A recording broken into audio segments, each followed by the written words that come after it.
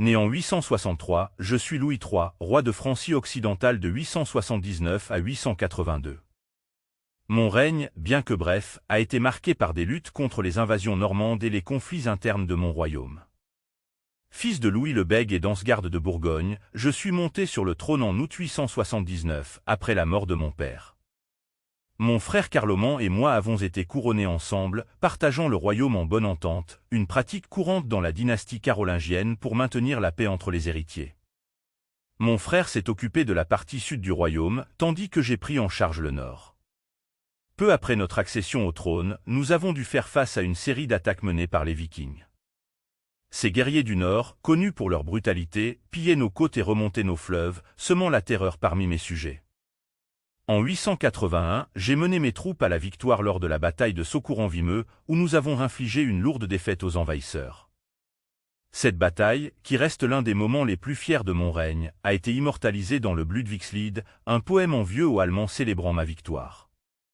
Toutefois, mon règne a été également marqué par des tensions internes, notamment avec les grands seigneurs du royaume. Mon autorité a été contestée par plusieurs factions qui préféraient un roi plus manipulable ou tout simplement un autre candidat au trône.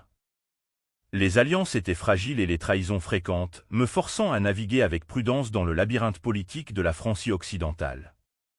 En plus des menaces externes et internes, j'ai dû également gérer les affaires de l'Église. Mon oncle, l'archevêque Adalgar, était un conseiller clé, m'aidant à maintenir les relations avec le clergé, essentiel pour assurer la stabilité de mon royaume. Le soutien de l'Église était crucial, non seulement pour la légitimité divine qu'il conférait à mon règne, mais aussi pour son rôle dans la gestion des affaires locales à travers ces vastes terres. En dépit de ces défis, j'ai œuvré pour renforcer l'administration de mon royaume.